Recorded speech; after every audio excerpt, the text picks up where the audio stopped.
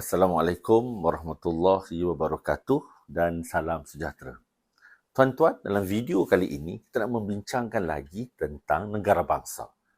Namun, perbincangan pada kali ini kita fokuskan kepada topik kepelbagaian, perpaduan kaum dan pembinaan bangsa.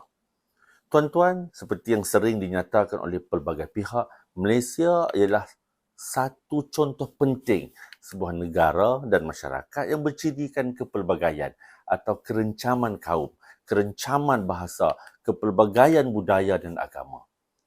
Walaupun semasa kemerdekaan ada pemerhati yang meragui kemampuan pelbagai kaum ini untuk bersatu, untuk bekerjasama dalam usaha mengisi kemerdekaan. Namun, pengalaman selama ini menunjukkan bahawa kepelbagaian kaum itu mempunyai hasrat untuk bekerjasama dan bersatu di bawah satu bendera. Sungguh pun begitu, ia tidaklah bererti bahawa Malaysia ni tak ada masalah, tuan-tuan. Bukanlah nak kata kita ni tak ada masalah perpaduan kaum langsung dan kita ni laju je dalam soal pembentukan bangsa Malaysia. Dalam perdebatan mengenai perpaduan kaum dan bangsa Malaysia, kita lihat bahawa soal ciri kepelbagaian yang wujud di negara ini kadangkala sering dianggap oleh sesetengah pengkaji sebagai sumber masalah, menjadi penghalang kepada perpaduan dan persefahaman. Namun, kepelbagaian adalah fakta kehidupan yang terbentuk dalam sejarah dan realiti di Malaysia juga di negara-negara lain. Maka dengan kita mengakui dan kita menerima serta kita menghargai kepelbagaian ini, maka lahirlah falsafah yang dipegang selama ini di Malaysia, iaitu perpaduan dalam kepelbagaian serta meraihkan kepelbagaian. Ni yang selalu saya kata, bak sekebun cinta nan berbunga.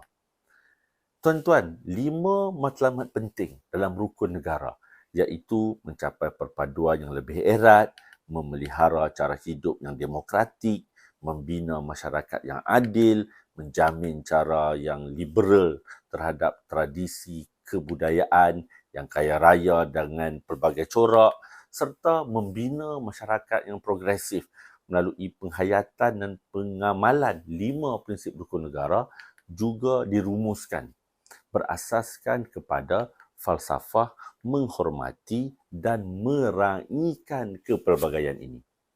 Ini bermaksud bahawa kepelbagaian ini kita tidak boleh anggap sebagai punca masalah pada perpaduan kaum dan pembinaan bangsa.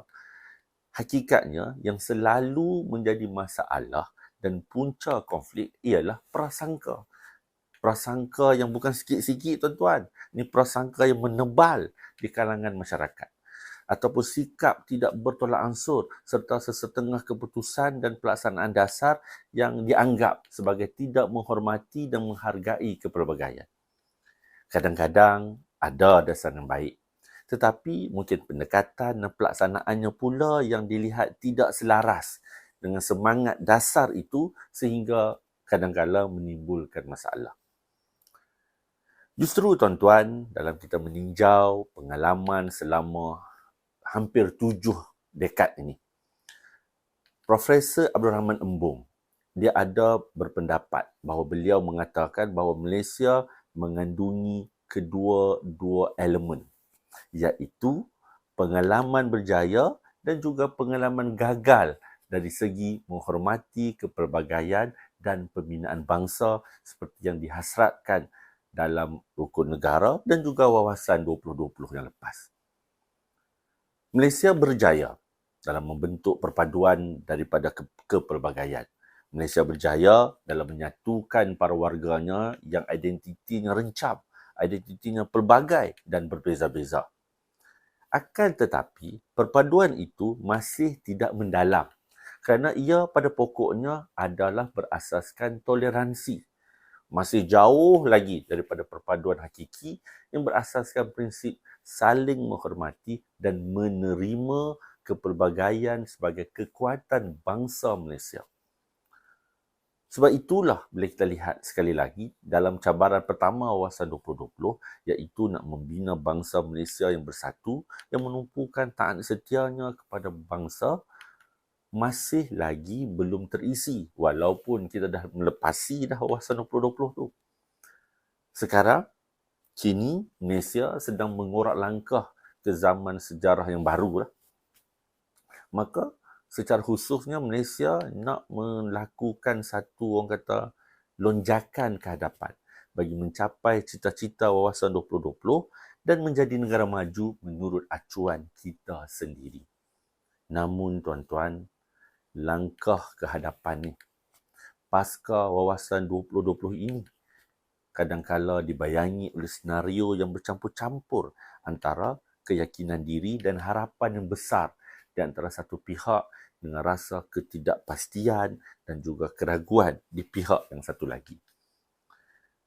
Dari segi akademik, kita boleh katakan ada banyak jugalah, kita boleh kata beberapa kajian dilakukan dalam tahun-tahun kebelakangan ini memberikan kepada kita satu isyarat yang bercampur-campur berhubung dengan perpaduan negara dan integrasi nasional. Di satu pihak, sejumlah kajian telah menunjukkan terdapatnya kecenderungan perpaduan dan kesetiakawan yang merentasi sepadan agama dan kaum. Alhamdulillah. Kajian-kajian ini menunjukkan bahawa semangat kemalaysiaan semakin tertanam dan berkembang dalam kalangan sebahagian rakyat.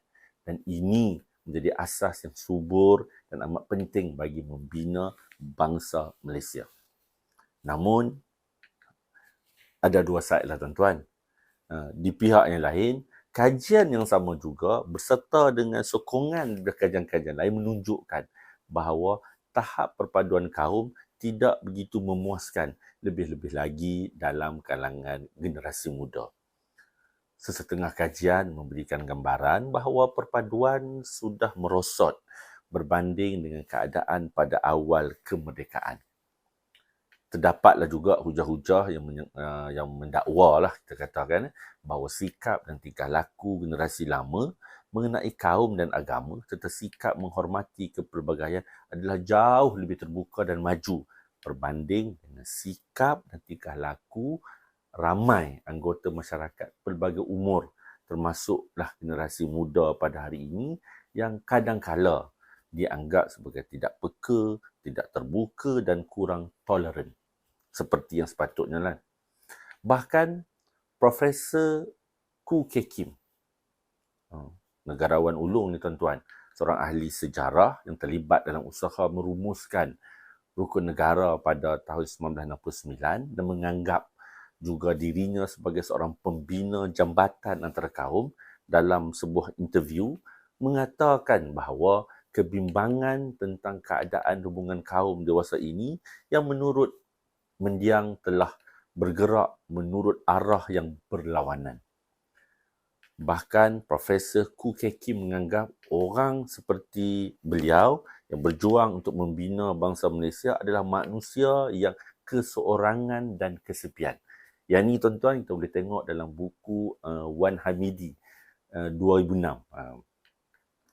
Mungkinlah tuan-tuan kita rasa pendapat ni agak berlebihan kerana ramai yang merasakan bahawa mereka ada teman yang optimis dan tidak keseorangan dalam mencari jalan keluar demi nak membina negara bangsa Malaysia yang bersatu. Namun, ia satu pendapat yang seharusnya penting untuk kita ambil kira. Soal perpaduan kaum dan pembinaan bangsa Malaysia masih belum selesai. Malah selalu dipersulitkan lagi dengan keadaan dunia yang bergolak dan begitu pesat berubah. Tuan-tuan, dunia yang kita hadapi pada abad yang baru ni, post-COVID ni lagi, syarat dengan pelbagai cabaran dan kontradiksi yang tidak lagi sama dengan cabaran yang dihadapi pada, katakanlah, dekad-dekad awal kemerdekaan.